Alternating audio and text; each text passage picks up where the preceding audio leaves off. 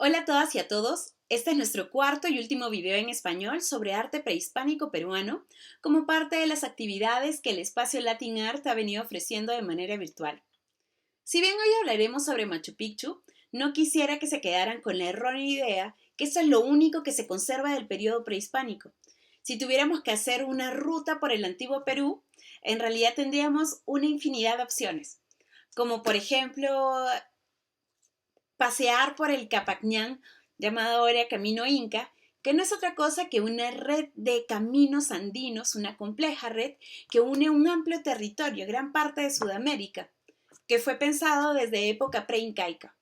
O de repente irnos al sur de Lima y visitar Pachacamac, que es un antiguo oráculo prehispánico que fue hecho en honor a Pachacamac, el dios que era capaz de prever los movimientos de la tierra, es decir, los temblores. O de repente irnos a la costa norte del Perú y visitar las huacas del sol y de la luna y asombrarnos con los frisos de Ayapaec. O ir un poquito más allá, llegar a Chan y ver esta ciudadela de adobe. O de repente viajar a la selva, llegar a Chachapoyas y visitar los sarcófagos de Carajía, que están en medio de una montaña. Y ya que nos atrevemos a ver las cosas desde lejos, pues también podríamos ir al desierto y ver los geoglifos que allí se esconden. Podríamos ver las llamadas líneas de Nazca. Y si queremos seguir conociendo más, pues podríamos ir a Choquequirao, el último refugio de los incas. Es decir, tenemos muchísimas opciones, pero hoy deseo acercarlos un poco más a uno de estos majestuosos lugares. Hoy hablaremos sobre Machu Picchu. Machu Picchu se encuentra entre los Andes y la Amazonía, al noreste del Cusco, a 2.430 metros sobre el nivel del mar. Fue erigido durante el siglo XV, es decir, durante el gobierno del Inca Pachacútec. Esta antigua ciudad inca cuenta con múltiples edificaciones construidas con piedra de granito, cortadas de tal forma que encajan perfectamente y se ensamblan entre sí sin ningún tipo de pegamento. El tipo de construcción que tuvieron fue trapezoidal, es decir, una base ancha que conforme iba subiendo se volvía más fina, otorgándole un sistema antisísmico. Es por eso que han durado hasta ahora.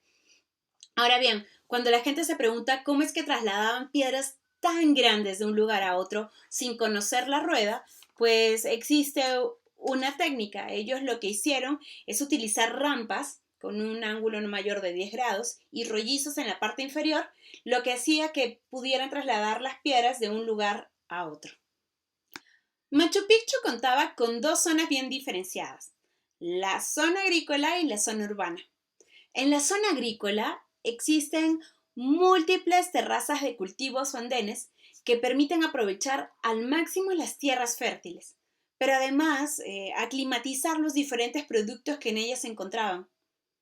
Por otro lado, la distribución del agua estaba muy bien pensada. Se han encontrado 16 fuentes canalizadas, filtradas a través de las rocas, que permitían una muy buena distribución del agua a lo largo de Machu Picchu, además de contar con diferentes depósitos. Mientras que en la zona urbana podemos ver 172 edificaciones, ya sea entre viviendas para sus gobernantes y su séquito, recintos de adoración, talleres, depósitos. Allí tranquilamente podían convivir 500 personas.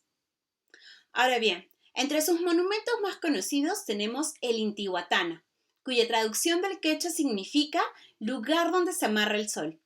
Era un observatorio astronómico que permitía interpretar los movimientos del sol en diferentes horas del día y en diferentes estaciones del año.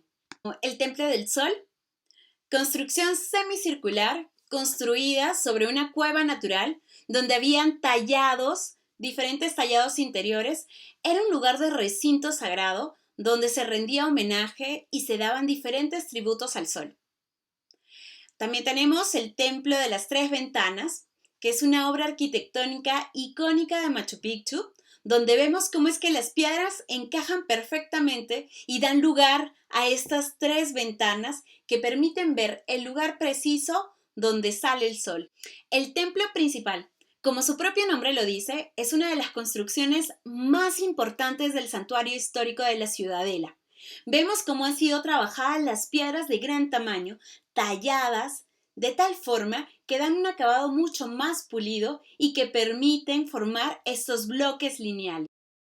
Por último, la sala de los espejos. La luz del sol produce fenómenos específicos que los incas supieron interpretar y aprovechar.